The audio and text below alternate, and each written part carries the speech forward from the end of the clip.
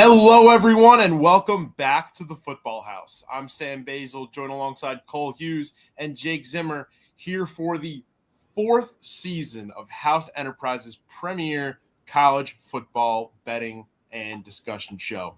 Guys, it's been a long spring, a long summer, but there's a chill in the air, and it is football weather. And I got to tell you, man, after week 0, some really great games, especially that one in Ireland between Kansas State and Iowa State.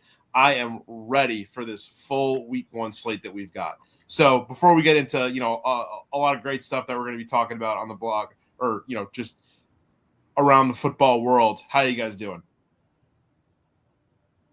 Wonderful. Cool. It's good to be back. Week 0 went well. We got another little upset across the pond like we did last year. I love how they've been starting out the seasons in Dublin, Ireland. Hopefully they keep that going and maybe even expand to some other places. But, this upcoming Saturday, this week 1, we got a full slate. And, man, there's a lot of games to be excited for. So looking forward to the college football season being back. Oh, Jake, you're on mute there. Classic. Got to get the rust off, before the. Yeah, it's week 1. It's week 1. We're rusty.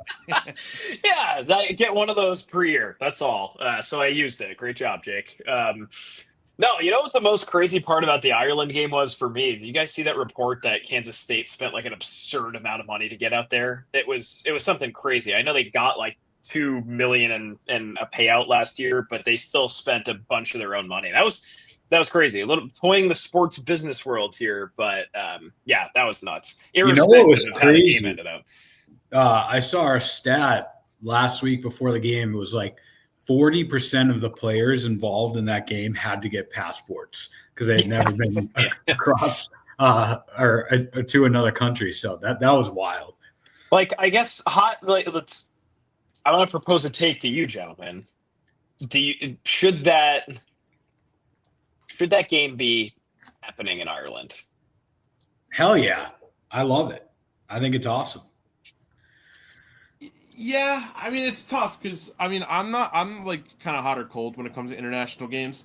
I think, especially with college sports, like I do think I kind of see the argument where, a game like that, a Big 12 rivalry game like that kind of should be played at one of the home campuses.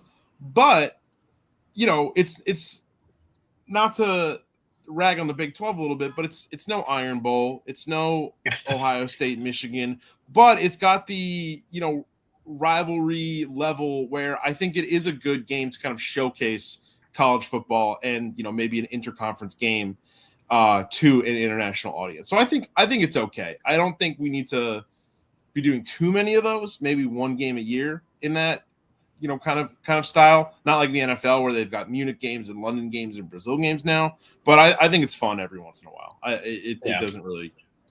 I should have known how the Notre Dame fan and the guy that lived in Ireland for 4 months was going to react. And the guy whose last name is Hughes, but yeah, it's too bad that they weren't doing that when we were over there because I would have been all over it. But no, I agree with Basil's saying, like, 1 or 2 games a year, especially to start out the year, week 0, when there's not a lot going on. I think it gets everyone excited and really ready for week 1, which is going to be this week when you have the full slate of games. And it's not like they're, going in crazy places. They've been in Ireland the last couple of years. So I think it's a great atmosphere, and I think it's a fun way to start the season out.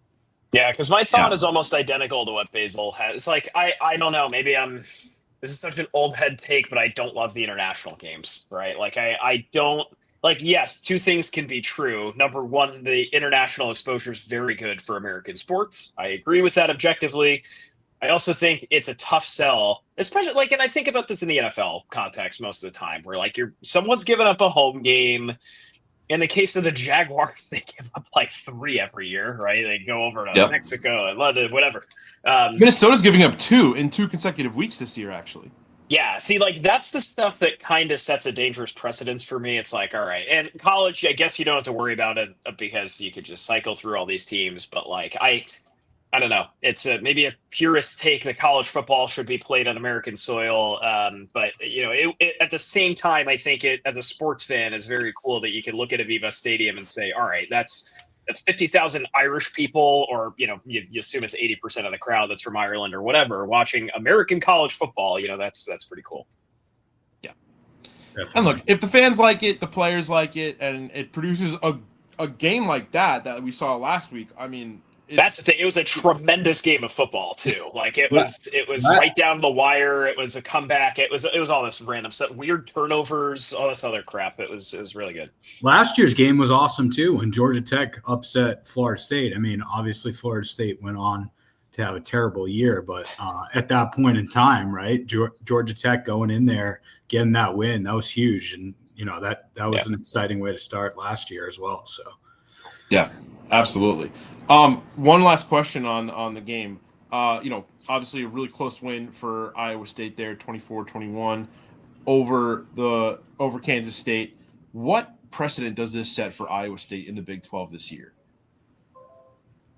I mean, I think the Big 12 is wide open this year. Iowa State's definitely going to be a contender. I mean, they were the underdog going into that game. I wouldn't say either team played particularly well.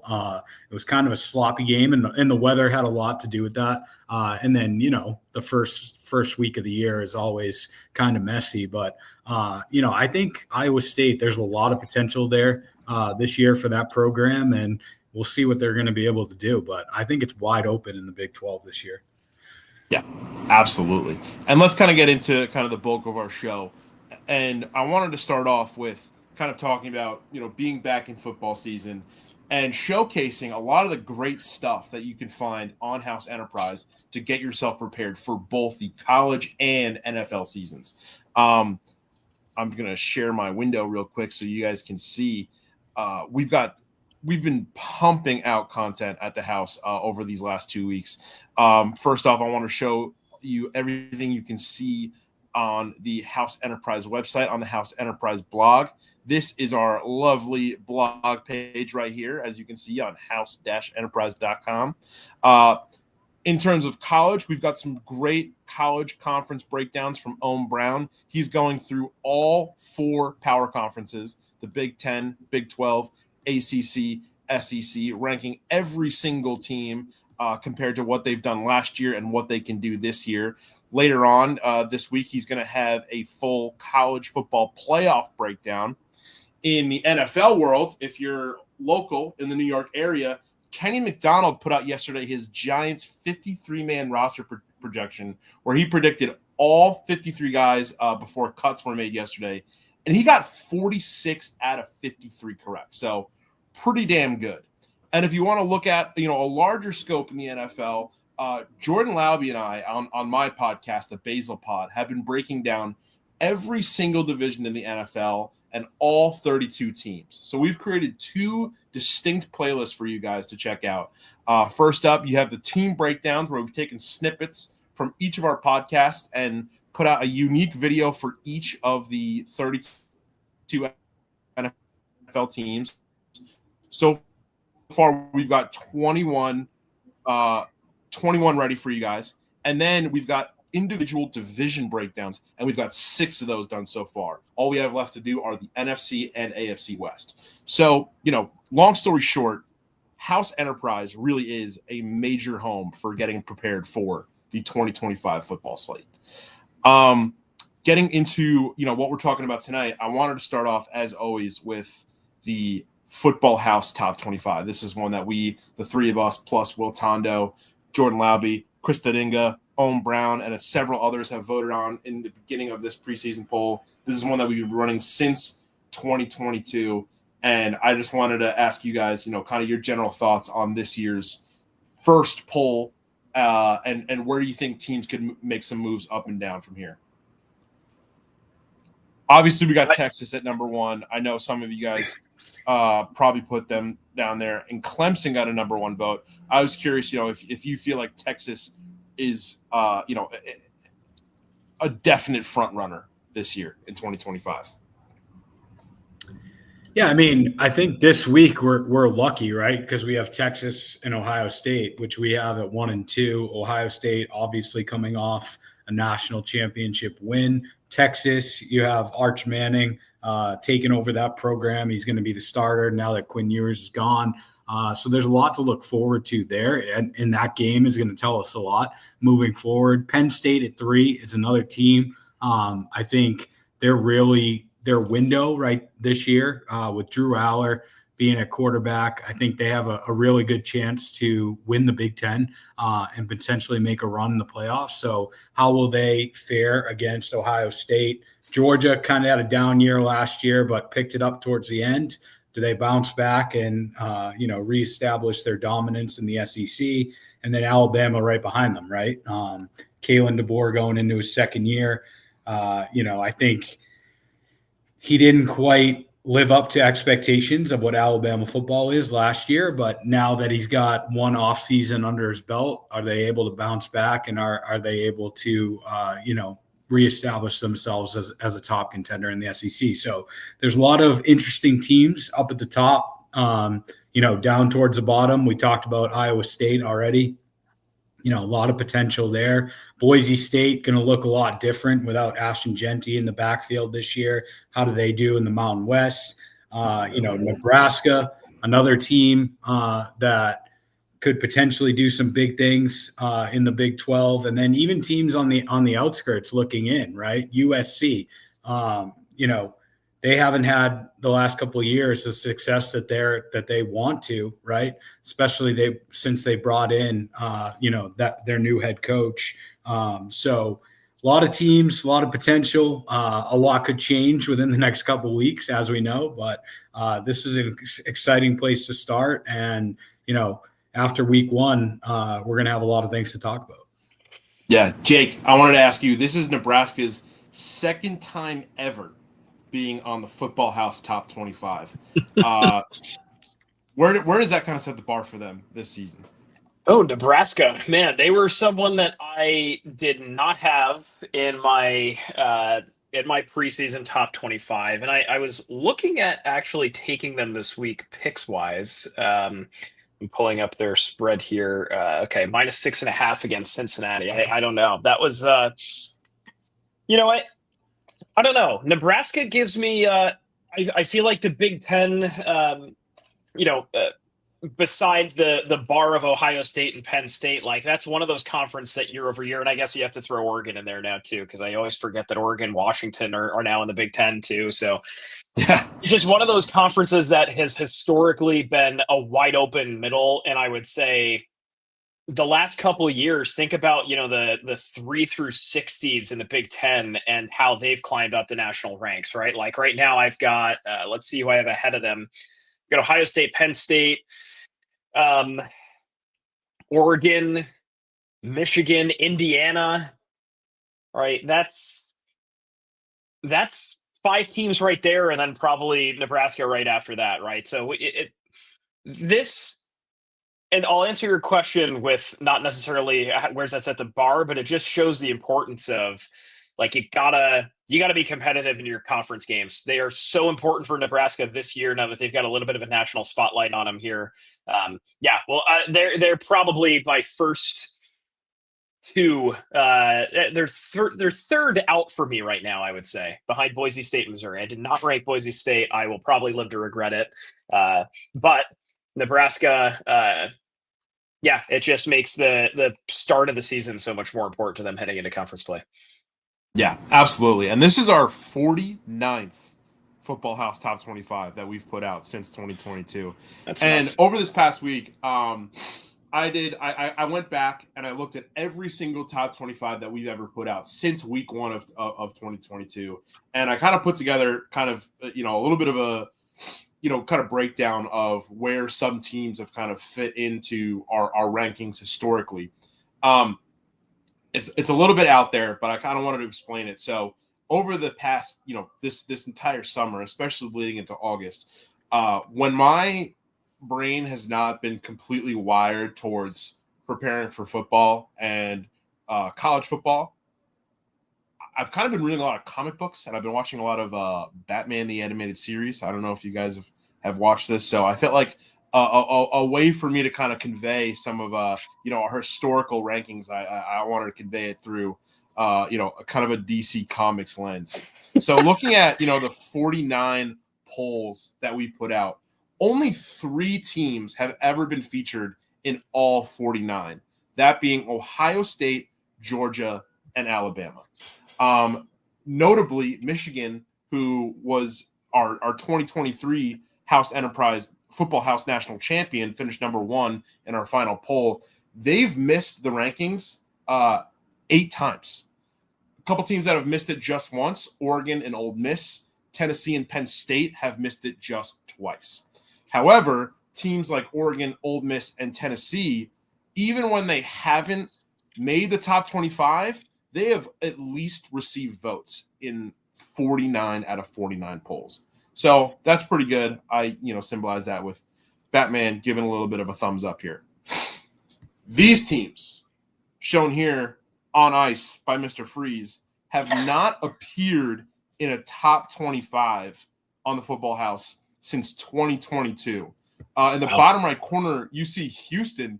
Houston has not been in the rankings since our first ever top 25, all the way back in week 1 of 22. So, again, kind of a watershed year for these teams. Maybe they can kind of make some noise. Looking at it right now, I'm not seeing a lot that can, but we'll see. And then finally, symbolized here by just the Joker going absolutely insane. These are teams that have not only never made the top 25, but in 49 polls, we have never given them a single vote. A little caveat here, Delaware and Missouri State obviously have never received a vote, but they just joined the FBS this year, so I feel like they haven't really been absent from the poll long enough to go insane like some of these other teams. A couple teams that are I find really notable on here. Auburn has never received a vote. They've not they've vastly underperformed in this decade. Northwestern, almost all of Conference USA. Like Conference USA does not do well in our polls. And a lot of Sun Belt teams, a lot of Group of 5 teams in general, kind of natural. Obviously the power gap between the power conferences and the Group of 5 continues to grow. But if I could offer hope for the 50 teams, I counted 50 teams on this graphic, there is some. These 3 teams, Colorado State, Purdue, and Western Kentucky, each received their first ever votes in the House Enterprise Top 25 in this year's preseason poll.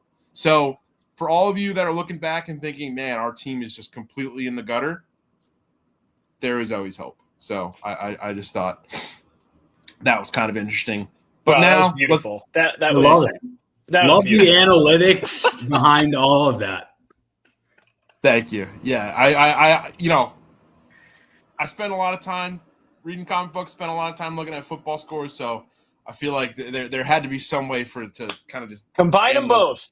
I love it. Together. And should we just rank Auburn now, just to say we did it? I think there will be a chance to maybe give them some votes later on this season, but they do have to earn it. I will not give pity votes to any school. First off, he couldn't make it here tonight, but our editor-in-chief, Will Tondo, his card, he's got Nebraska -6.5 versus Cincy, Alabama -13.5 over FSU, South Carolina -7.5 versus Virginia Tech, Utah +6 versus UCLA. His FCS lock of the week is Rhodey moneyline versus Campbell.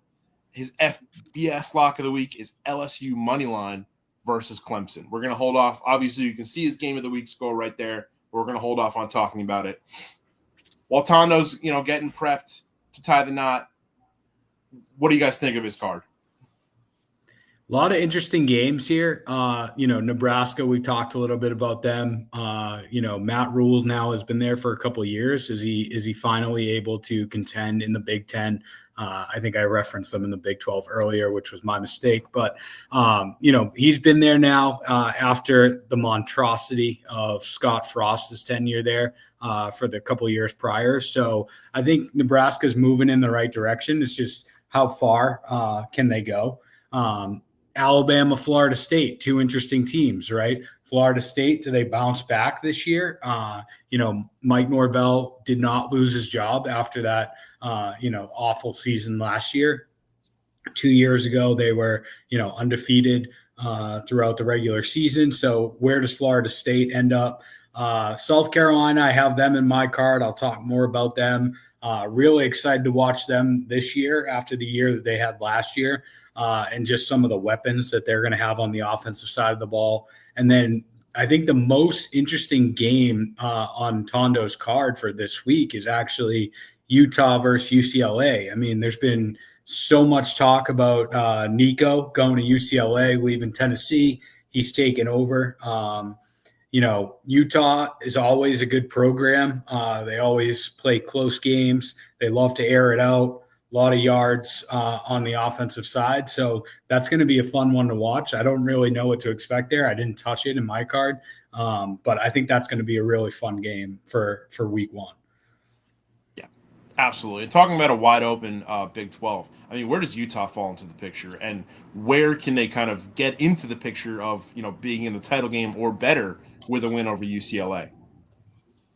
I think – was doing some research on Utah before, and I feel like we talked about, and you'll have to fact check me here, Basil, and maybe Cole, you remember, but we probably talked a lot about Cam Rising last year, right? Absolutely. This is a guy that I feel like most of America was super high on, right? And for some reason, it just felt like he never stayed healthy, right? And then so that situation became a mess, and Utah was pretty high up in our poll, but as I recall, they crashed and burned last year, right?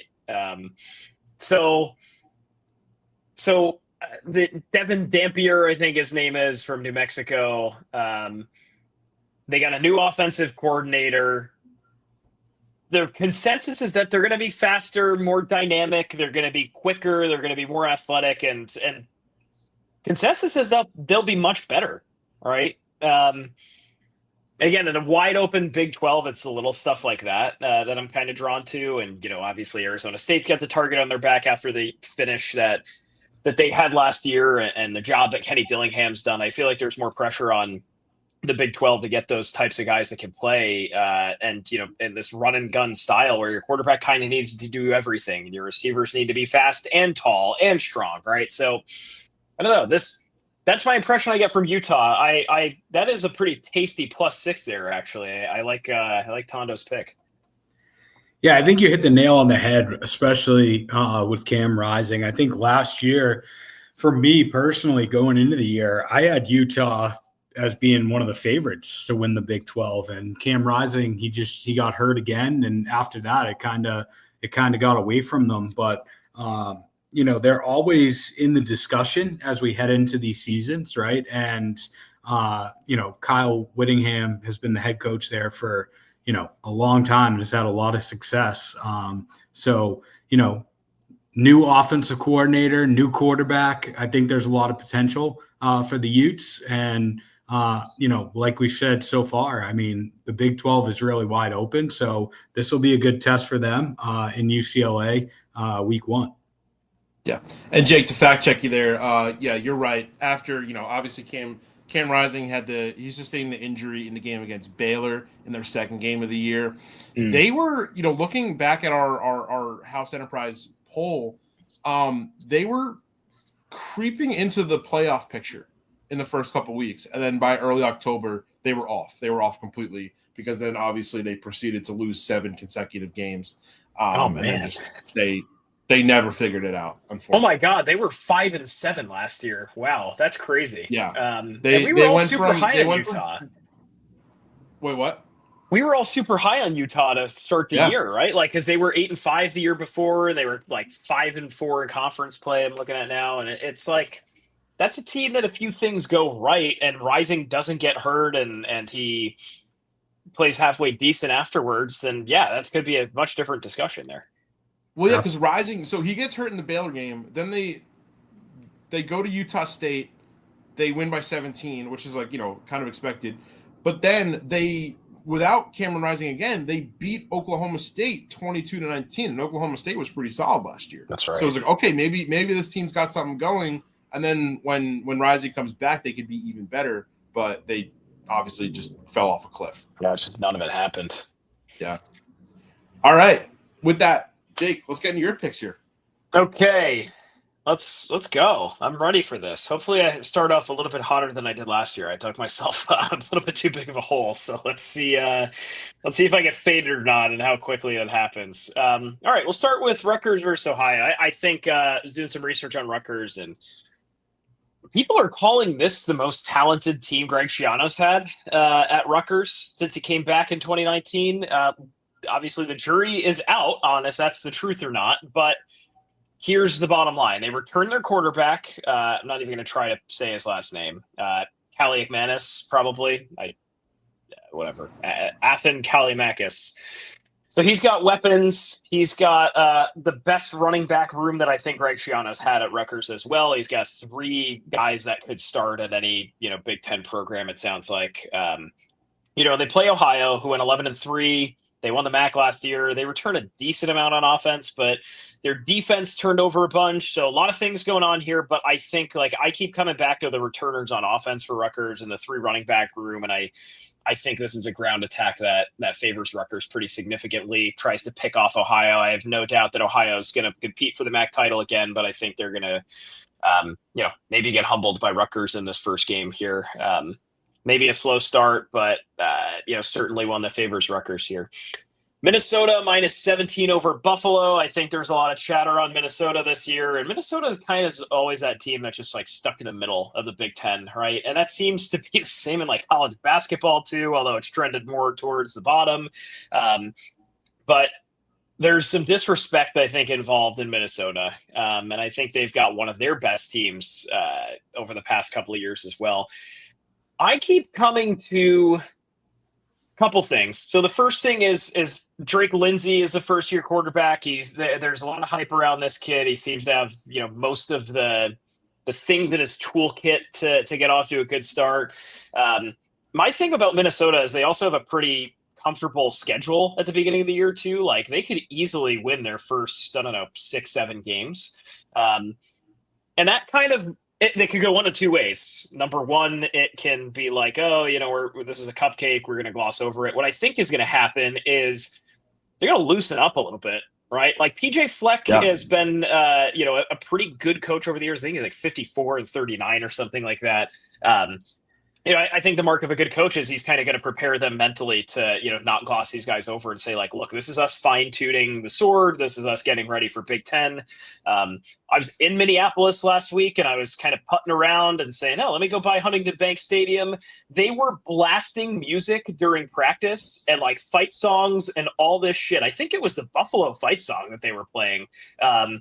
So this is it was wild. I'm kind of walking past and I see these 3 kids kind of looking at me, and I could tell they were about to approach me. They probably thought I was a Buffalo scout or something like that. But I'm flattered to the Minnesota football team, but I was just an innocent passerby that now is fully bought in on Minnesota covering this -17. Coy Parrish as well. I want to put some of the spotlight on this kid. They're saying he could be the next 2-way guy. They're saying he is the next 2-way star in college football. Now, he was a star special teams guy last year, a punt returner, got a little burn on defense, but PJ Fleck is dying on the hill that he's getting an offensive role this year. So what does it look like? How many targets is this kid going to get? That's something that we should keep our eyes on, because we could be having Travis Hunter-like discussions in the next 6 months about this kid if it goes his way. So all in on Minnesota. Off to Michigan State. So they're year 2 into the Jonathan Smith era from Oregon State. All was kind of trending this offseason towards Michigan State had a bad year last year. They did not show up in any of our polls, obviously. Haven't been there since 2022. That's correct. Yeah, they don't deserve it, quite frankly. But so all signs were kind of pointing to, all right, like this guy wasn't going to rebuild this program overnight. Like it's going to take a couple years. And then they fired Alan Haller, right, the athletic director last year. That went completely under the radar for me. This is a guy that hired Smith. So it's kind of like, is there a little urgency here for Michigan State to kind of figure stuff out? I think so. That's kind of, I draw a direct correlation between that firing and how active Michigan State was in the portal. Right, they brought in a bunch of guys that were either grad students or fifth years. They brought in some veteran dudes, but I think it still runs through Aiden Chili's. Sophomore quarterback last year, decent, right? Wasn't really on the national radar, but I think there's an expectation in the Big Ten this year that this is the year he takes the jump. It's either this year or he's a dud, right? So yeah, I think they can get off to a pretty good start against the Chippewas, who did not. Is that it? No, it's the Broncos. Sorry, Central Michigan is the Chippewas. I think Western Michigan's the Broncos, but yeah, I think they can get off a good start, especially Western Michigan. Like they just lay down against Big Ten teams. They have failed to cover the spread in 8 of their last 9 against Big Ten opponents. It's enough for me. All in. Colorado, Georgia Tech. I'll keep it real quick. I think Colorado lost a bunch. Everybody knows that. They lost Shadur. They lost Travis. They lost a bunch of other people, right? I think somehow, in a weird way, I can't believe I'm about to say this, and I hope I don't jinx myself. I think Georgia Tech lost more in a weird way. They have a totally depleted offensive line. They've got one returning starter. And I think Deion restocked a little bit, right? There's still a little few things about Colorado, which I'm sure we'll talk about. They've got question marks. The quarterback battle is kind of like unstable right now of who's going to get majority of the reps. But let's not forget, boys, I was looking at all the data was pointing me towards Georgia Tech. And then I realized, wait a sec, Colorado thrives on that. They thrive on chaos, right? Deion wants this game to get completely awry so he could yell at his team, be like, F you guys, get them back, right? And that's what I think is going to happen. I think it's Colorado probably by 7 in this game, goes to the end, and they win. So that's why I'm taking them over Georgia Tech. Do you foresee a North Dakota State last year? Oh, man. How that almost went off the rails a little bit? What was the did they win that game? Yeah, final score was 31-26 Buffs. Oh man. And that was obviously in Colorado. Yeah. Yeah. Yeah, I could see it getting that way, right? But North Dakota State, I don't know. To me, it's Georgia Tech, right? So it's not going to be this crazy upset, and they're not going to start completely panicking. So I don't think it's the same in that regard. Because at the end of the day, if they're down 10 at half or whatever, it's just you get the regular halftime speech of look, you guys got it in you. We're going to make some adjustments here. That's a really good football team, but no. Not everyone's kind of pointing at them and saying, oh, haha, you guys lost a crappy team like Georgia Tech. No, Georgia Tech is, they're in the mix, right? They're literally the favorite in the game. Exactly. Yeah. So I don't know. Maybe as far as the back and forth goes, sure, right? We can say that it might end up like that. But yeah, I just think this is a team that thrives on the chaos and the uncertainty. And I think this is exactly where Deion wants his team right now in a weird way. I think a big part of that game, right, Georgia Tech and Colorado too, is going to be time of possession. That's how Georgia Tech was able to win so many games last year, because they just grounded and pounded the ball. And just beat their opponents really by, managing the clock and, making plays when they needed to, playing good defense. So, how is Colorado's defense? I mean, we talked about all they lost on offense, and they're kind of in uncharted territories now that Shador's gone and Travis Hunter's gone. But how does their defense hold up against Georgia Tech and their ground game? Are they able to make stops on third down, get them off the field? I think that's going to be a big factor in that game. Yeah, that's what I want to see. I want to see how their defense comes together. I think time of possession in a weird way, it's going to matter a lot for Georgia Tech, way more than it matters for Colorado, in my opinion. I think there's a world where, Deion's teams were, I say Deion's teams, but I mean Deion's son, right? He knew how to push the tempo. He could rip off a big run when he needed to, and he could sling it when he wanted to, right? So there's a world where Georgia Tech could possess the football 75% of the game, and this is coming down to a one possession game, right? Absolutely. I really do think that. But again, Georgia Tech's got to do that, right? They are going to win this game if they significantly outpossess Colorado like that, in my opinion. I wanted to ask about your FBS lock of the week: Boise State -5.5 versus USF.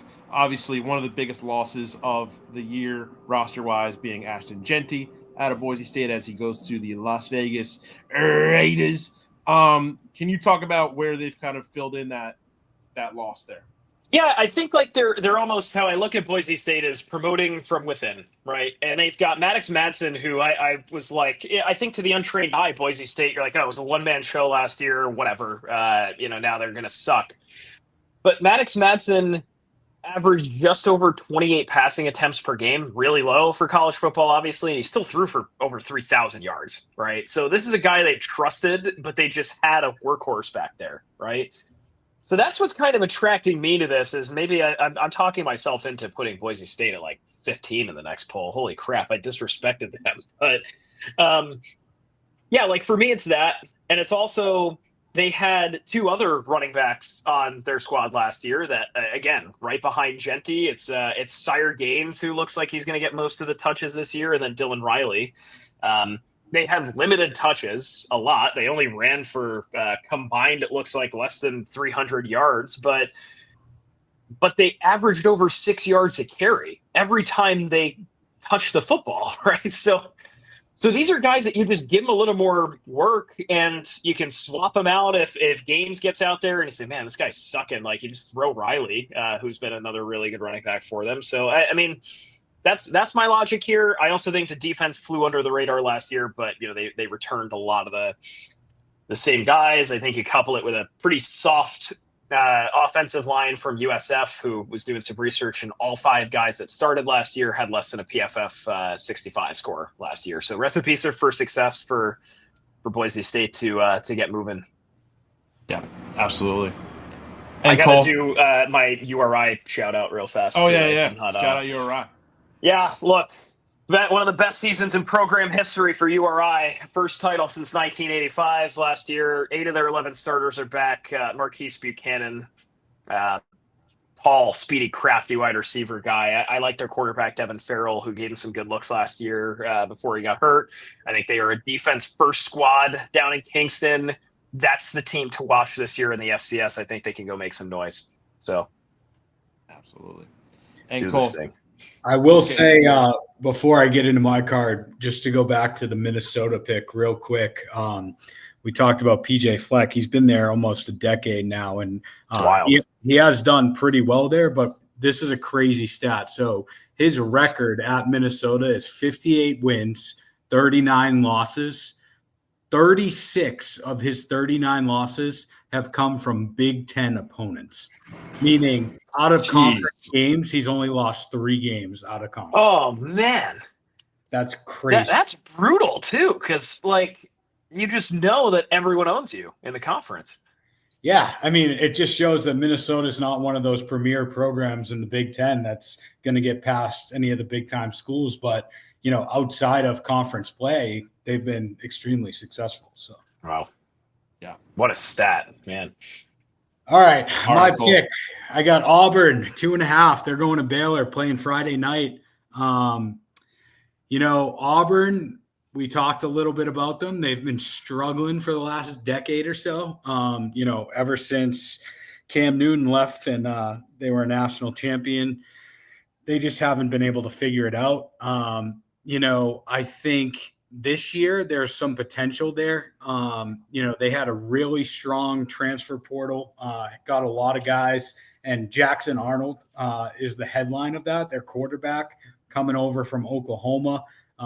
Dual threat guy, had some issues at Oklahoma, but I think there's a lot of potential for him playing under Hugh Freeze. So it's going to be exciting to see what he can do. Hugh Freeze has been there for 3 years. This will be his 3rd year now. He's shown that he's been successful at other schools, whether it was at, in his first tenure at in the SEC, or when he was at Liberty. But, they haven't had a winning season since he's been at Auburn. So, kind of like Michigan State, Jonathan Smith, it takes a couple years to turn the program around, definitely, especially now with all the transfer portal and all the changes that go on from year to year. But they got to start out on the right foot here. I think it'll be a close game, but I like them to beat Baylor by 3 or more. So I'm going to take Auburn for Friday night. Another SEC team, Kentucky. They had a rough year last year. They were 4-8. Looking for a bounce back year. They got a couple transfers as well. Former Texas A&M quarterback Zach Calzada is going to be their starting quarterback, it looks like. So interested to see what he can do. They also got Dante Dodell from Nebraska, the running back. He had a really good year last year for the Cornhuskers. He had 12 rushing touchdowns, and he split carries with Emmett Johnson in Nebraska. So I think he's going to be a strong part of that offense. They're really going to try to utilize him in the ground game. So I like Kentucky to start off on the right foot against Toledo. I think they beat them up pretty good, so I'm taking the Wildcats there. Iowa State versus South Dakota. They're playing an FCS team this week, obviously coming back from Ireland, so that might be a little bit of a factor. But I think Iowa State, we talked about them. I think they're going to be an interesting team to watch this year. I liked a little bit of what I saw last week. I mean, again, it was a messy game. They had multiple turnovers. If they can clean that up and keep the ball moving, I think they're going to put up a lot of points. So I'm going to take the Cyclones there. Clemson versus LSU for the Battle of Death Valley. So LSU's going to Clemson. They've been chirping each other since, I don't know, it seems like mid-June, July. This is going to be a chippy game. You got two great quarterbacks on both sides in Nussmeier and in Cade Klubnik. I just think Cade Klubnik, he's now been at Clemson for multiple years. They've kind of not been at the level that they are expected as well the last couple of years under Dabo. But, last year he threw for 3,600 yards. He had 36 passing touchdowns, only 6 interceptions. So is he able to build upon that? I think so. I think the home field advantage helps Clemson in this game. I think it's going to be gritty. I think it's going to be close, but I think LSU is going to rely too much on Garrett Nussmeier. And if they're able to stop him or put some pressure on him, I like Clemson's chances there. So I'm taking the Clemson Tigers over the LSU Tigers.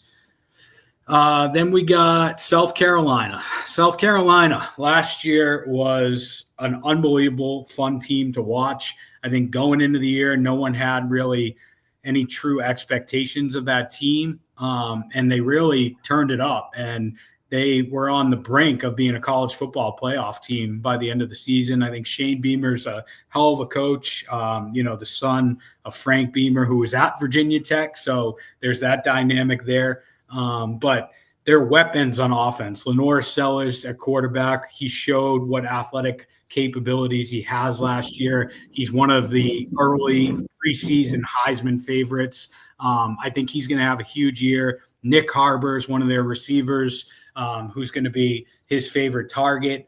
I just think that, South Carolina is one of those teams to keep an eye on. I think they're going to be a factor in the SEC. Now, granted, there's a lot of great programs in the SEC. They have a tough schedule. Are they able to win the big games? Last year they lost to LSU. They lost to Alabama.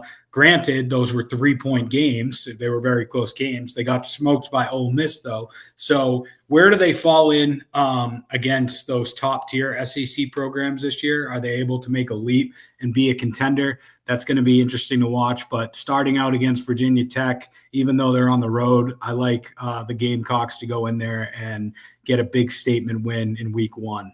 My FCS lock of the week, UC Davis. They actually played Mercer last week.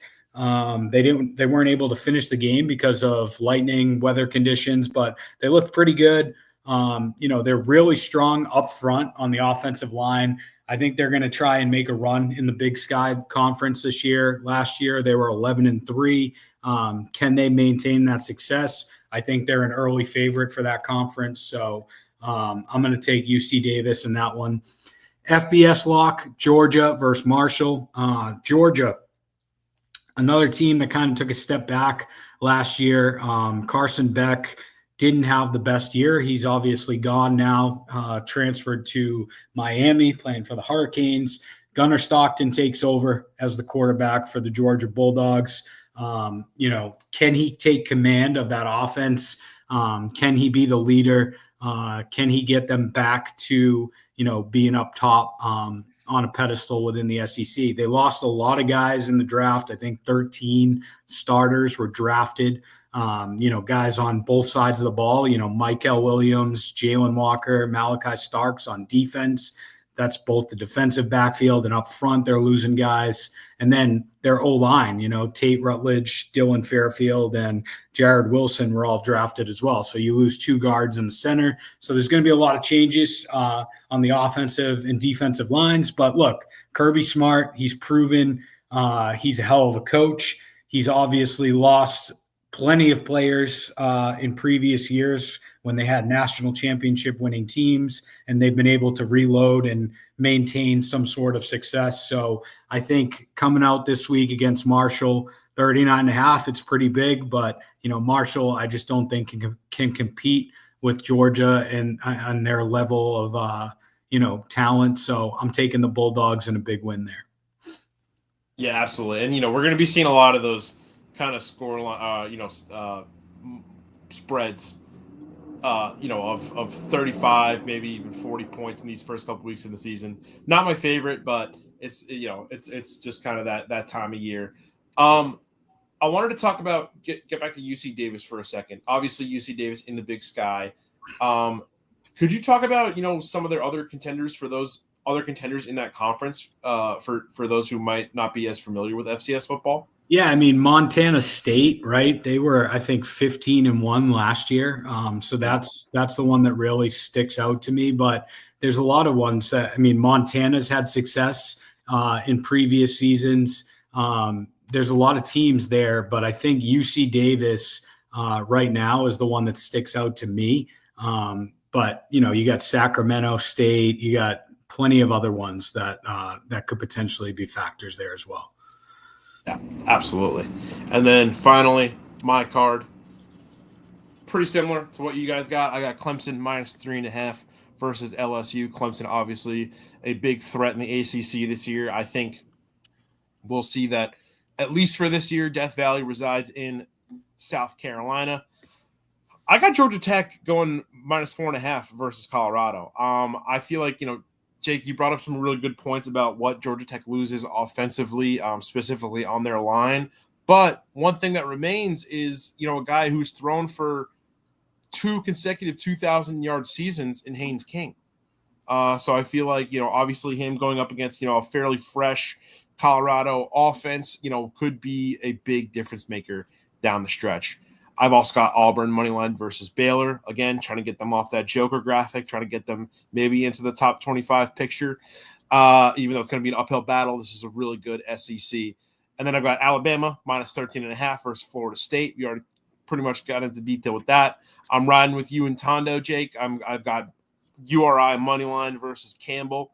It's time for Rhode Island to kind of be shown as the football-loving state that it is. And my FBS lock, Iowa State -14.5 versus South Dakota. As Owen Brown alluded to in his Big 12 preview on the House Enterprise blog, which you guys should check out on house-enterprise.com, Iowa State is going to be a dog in this year's Big 12. Finally, let's get into our game of the week. It's not very common that our game of the week kicks off at 12 p.m. It's not very common that a game between 2 top 5 teams kicks off at 12 p.m. in week 1 of the season. But we've got that in Texas versus Ohio State as the Longhorns travel to Columbus to take on the reigning national champion Buckeyes. Different looks for some of these teams. Obviously, the Arch Manning era is in full swing down in Austin. For you guys, I mean, where do you feel like the biggest, I guess the biggest difference maker in terms of, some roster turnover this year will be for both teams? I mean, Cole, where do you think Ohio State has kind of maybe gotten some losses and kind of filled that in a little bit? Yeah, I mean, I think the biggest question is going to be quarterback, right? You lose Will Howard. He came in as a transfer last year, just absolutely tore it up and, had a great year, was able to carry them throughout the playoffs. Now you get Julian Sayin, who was originally at Alabama, came to Ohio State, was on the team last year, obviously didn't see too much playing time, but big shoes to fill, right? And then there's the question of, are you going to have the national championship hangover, right? They obviously still have plenty of weapons on the offensive side of the ball. Their receiving core is probably still up there in the top 5, right? So I think, how does their quarterback play? How does that transition from Howard to Sayin happen, and what does that look like? How long does it take him to get rolling? But on Texas's side, right, you obviously have Arch Manning taking over, and that's big. But I think more importantly, on the defensive side, the person to look at is Colin Simmons for Texas, their linebacker. Had, I think, 9 sacks last year. He's going to be a big-time player for them on the defensive side of the ball this year for Texas. And I think if he can cause some trouble for Ohio State's offense in this game, I just think Texas is too explosive and has too much depth. And I think they're ranked number 1 for a reason. And, I think they're going to go in there and get the W. Yeah, absolutely. Jake, Ohio State, they're the home favorites. Do you feel like, they're getting a little too much preference in the books just because they're the home team this year? No, I mean, here's the thing. It's like, I understand why they're getting the book's favorite, right? Because here's what the stats tell you. It's a first-year starter in Arch Manning, right? It's a guy that every single game, or I guess the 2 games he won for Texas last year when Ewers was down, were against teams that went a combined 7-17. So, yeah, like, I get it. It's very tough to be laying a bunch of points for a team that, like, yeah, they were really good in Texas. They had was it the best team on paper? Maybe, right? I mean, you can make that argument, but I understand why they're getting all the hype here. Now, we could talk about Arch, I'm sure that'll come up in discussion here, but yeah, I think it's a very unique situation in which we have 2 of these guys on the same field right now, right? Julian Sayin's on the field, Arch is on the field. Ohio State has some losses too, though, right? Like, this is not the same team that won the championship last year, right? It's a very different look at team. So that's personally why I chose Texas. But no, it is not outlandish to me that Ohio State is the home team. They're getting most of the hype here. The books are looking at them as the favorite. That's of no shock to me. I mean, they still have Jeremiah Smith, who's the best receiver in all of college football, right? But they lost both their running backs. Trayvon Henderson gone to the Patriots, Junkins gone. So how do they replace those 2 guys? Last year they were such a good 1-2 punch that they were able to utilize in such an effective way. Are they going to be able to do that again this year? And, how does their defense look? I mean, they got Caleb down still. But other than that, there's no one really that sticks out to me. I mean, you lost Jack Sawyer, you lost a lot of guys on the defensive side of the ball as well if you're Ohio State. And I think that's going to be a factor. Absolutely. And let's get into Arch Manning. Obviously, this is fully his team.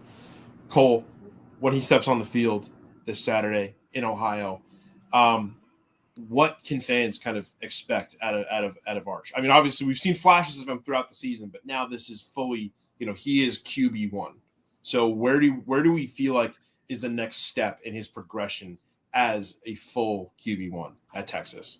Yeah, I mean, look, he has a huge advantage, right, on one side, because not only does he come from a football family that's full of Hall of Famers, right, but he's also gotten to sit the last couple of years, learn the playbook, and he's going to know it inside and out. I mean, the preparation factor is there's no question about that. But on the flip side, you haven't seen a lot of live action, right? You've been in a couple of games where he's come in and he's performed pretty well, and he's shown that he can be a dual threat and that he can move the ball downfield and manage a game. But, now you're going to be taking on, the load every game. You're going to be throwing 30, 40 passes a game, is he able to do that?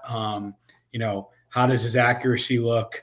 I think there's a lot of questions there, and we'll be able to see it against Ohio State this week. Of is he capable of filling those shoes and running that offense? And if I can offer some, like, I think he can, right? Like, I do think we've seen some good flashes from Arch too, and it's like, right off the jump, you can kind of tell he's a little more, he maybe offers some more raw skill than Ewers does, especially like, can he rip off a run? Sure. Does he maybe have a little bit of a better arm? Time will tell, right? But I think maybe if you work out the kinks that a rookie would make in this scenario, then yeah, he might have his bumps, but I think this is a good test for Arch. And man, talk about a kid that's going to have a spotlight on him if they win this game.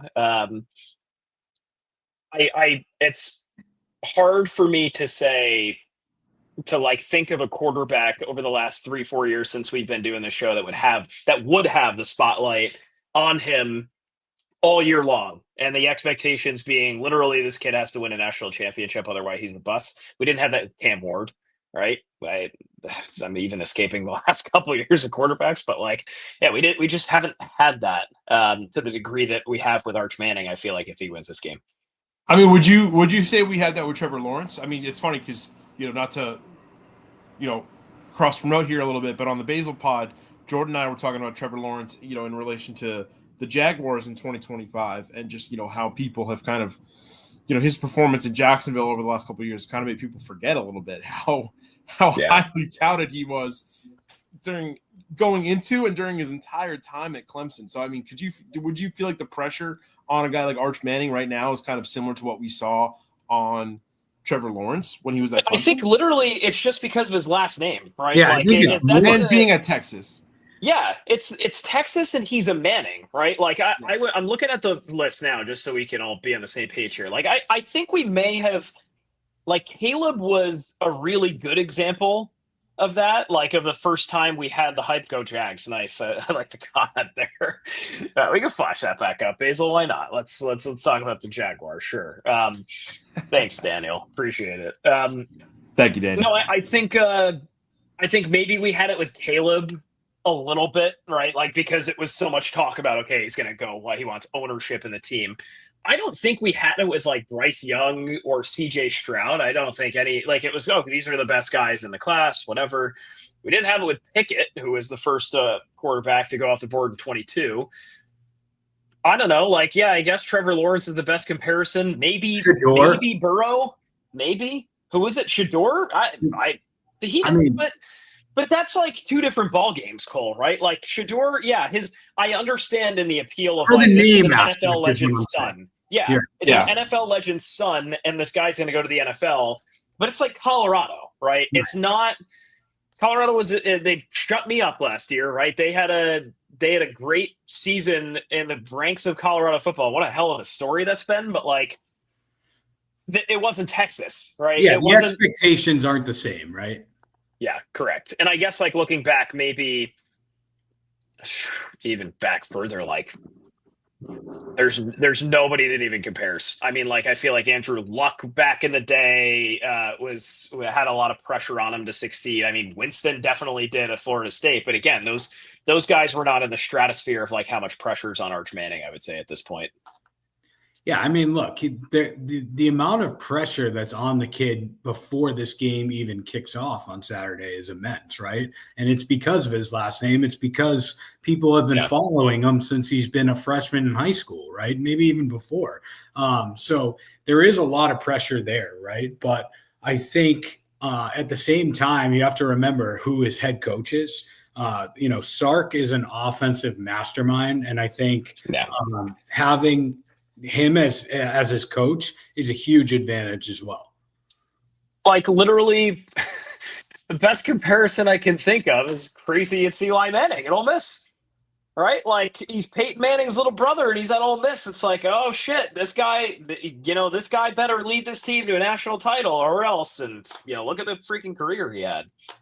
It's just ironic that 21 years later we're talking about the same family with the same pedigree, and maybe it's because they were all quarterbacks, right? Like Archie, Eli, Peyton, right? Now you had another one. And look, I don't want to overhype the pressure thing, right? Like this kid's probably getting paid a gazillion dollars, and he should have to go. I'm not saying it's too much. Like he should have to be held to that standard, right? But what does that turn into media wise down the road? He wins this game.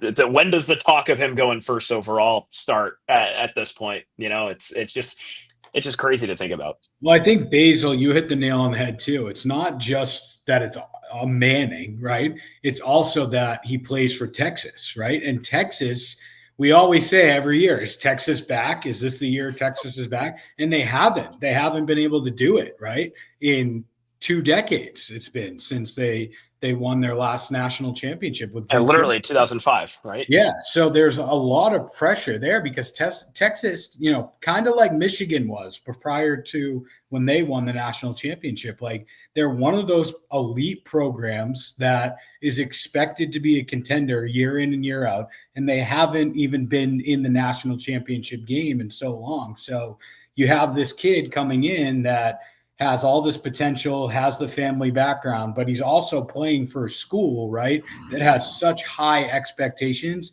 And now it seems like, okay, the prodigy is here. This is our time to do it, right? It's now or never. So that's even added more pressure, I think. Yeah. Like this is it is a pretty small window for Texas if you feel like it. Like Sark's not getting any younger, first of all. You can't predict how rosters will look in the future, especially in this age, right? But I agree with the overall point that like this may be do or die mode for Texas right now, right? Just because I'm sure they're so fed up with the talk of like, is Texas back? Blah blah blah. Like they're back, right? They're in the top 4. Pretty much every poll of the last 2 years have had them in the top 10 at lowest.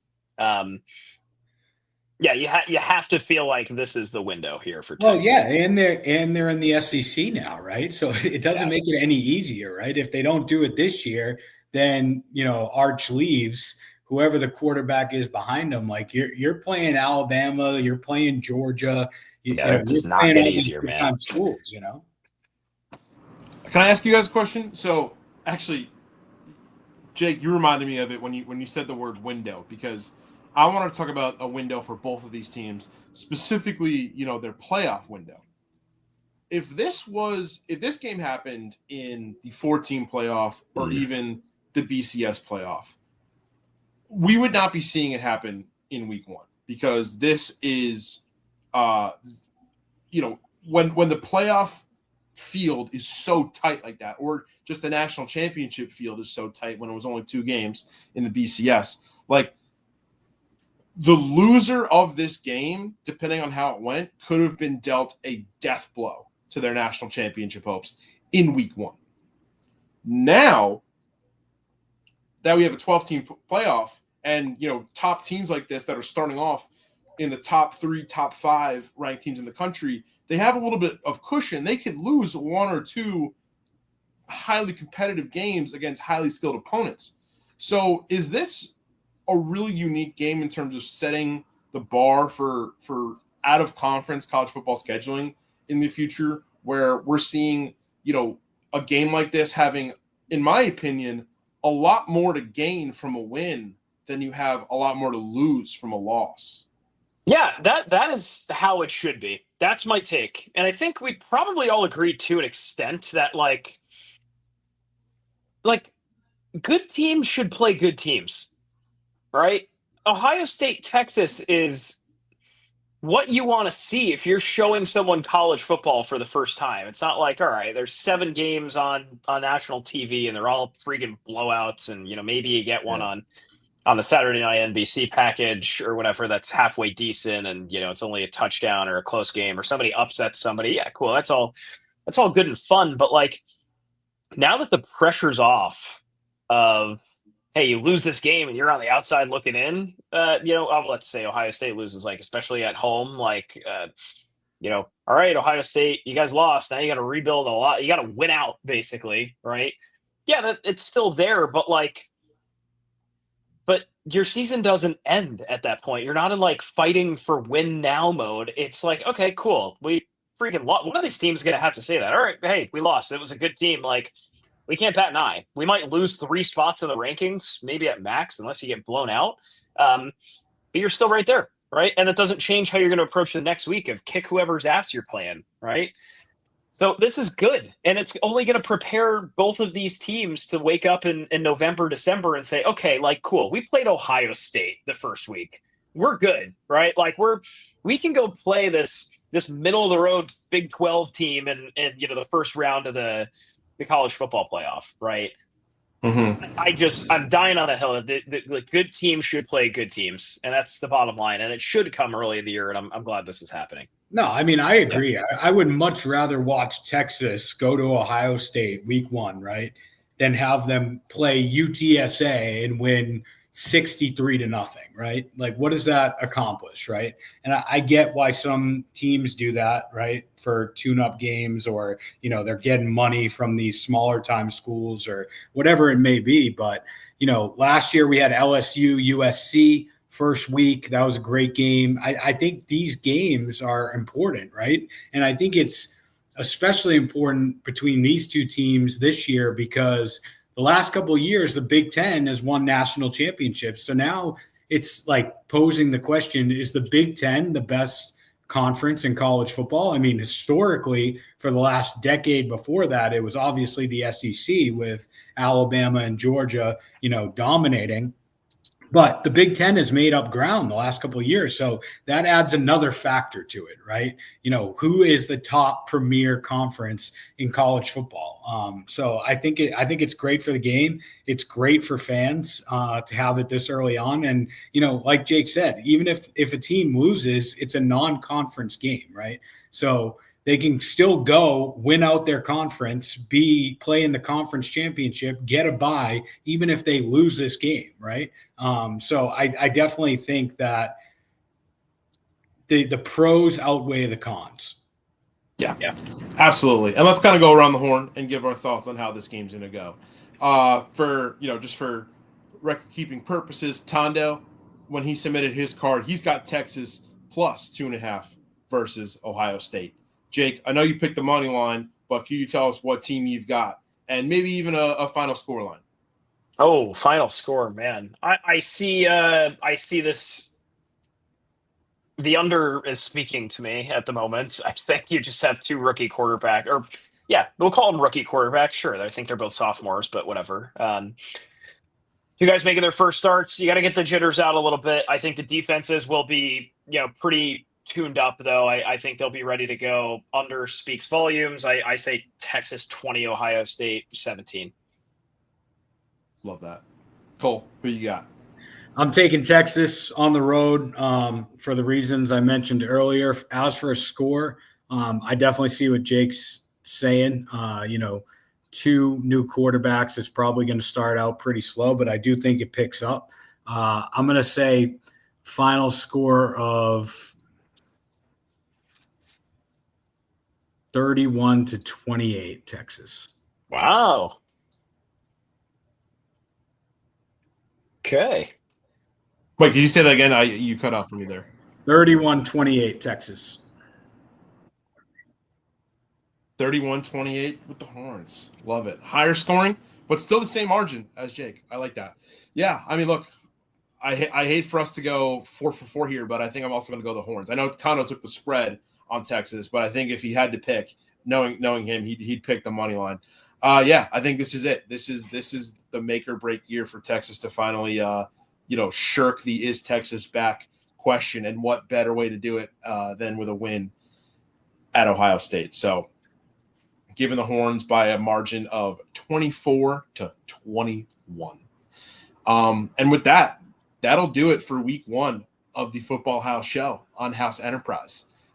We are so excited to be back. We're so excited to, once this show's over, kind of this Saturday, just all veg out and watch, an amazing week 1 slate. We've actually got games, the beautiful thing about week 1 of college football, as anybody watching the show would know, is that we've got games from Thursday all the way to Monday because there's no NFL to compete with. So make sure you get some good games in, get some good food in, and just really enjoy this first proper week of college football. And to keep yourself prepared, what you got, Cole?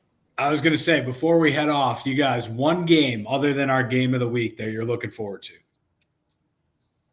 Ooh, I had one. Personal Bryant, to me, New Mexico I'll be State. watching... Easy. Bryant, New Mexico State. Let's call it there. Yeah. I was going to go similar. I mean, personally, I'll be watching Fordham versus Boston College. Oh, yeah. I'm kind of interested in Tennessee, Syracuse. I kind of want to see what happens there. I have a couple, not to get on a whole side tangent, but obviously LSU versus Clemson. That's going to be the great nightcap.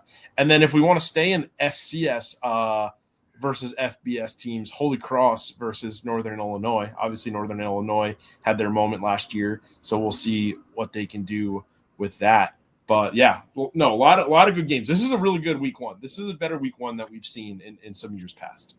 The one for me, I got to say, is TCU and UNC. Bill Belichick's coaching game. Yeah, absolutely. I'm surprised that did not get brought up until we made it through the whole show without talking about Bill Belichick. Wow. Yeah. We'll talk about Bill. We'll definitely be talking about. Yeah. Bill Belichick I'm not worried. I definitely want to give him some time to kind of. Like I want to see this team kind of develop a little bit, just in terms of like what I don't really know what to expect. I think Wagner versus Kansas is kind of hilarious. Like, why Wagner? Why there's so many other schools and it's freaking Wagner? All right. Wouldn't that be so funny if that actually was played on Staten Island too? Oh my god.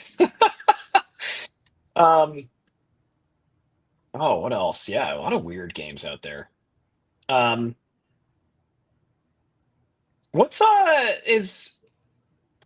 Is James Madison in action? Yeah, Matt Sluka. Yeah. Matt Sluka is going to make his debut with the Dukes. That was on my mind against Weber State. Let's see if the money is actually motivating him this time. Yeah, I mean Notre Dame, Miami made me think of that, but. A lot of games. Yeah. A lot of games. We're going to be talking a lot next week about these games, so excited to get it kicked off. Oh, yeah. Until then, though, keep checking back to houseenterprise.com. If you're watching the video podcast, you can see all of our socials scrolling on the bottom of the screen. If you're listening to the audio version, we're going to have all of our socials linked in the description of the pod. We've got so much good stuff for you guys on the horizon and already on the blog, so please make sure you check it out to get yourself prepared and get an edge up on all your friends heading into football season. So, for Jake Zimmer, Cole Hughes, I'm Sam Basil. This has been the Football House Show on House Enterprise, and we'll see you guys next time.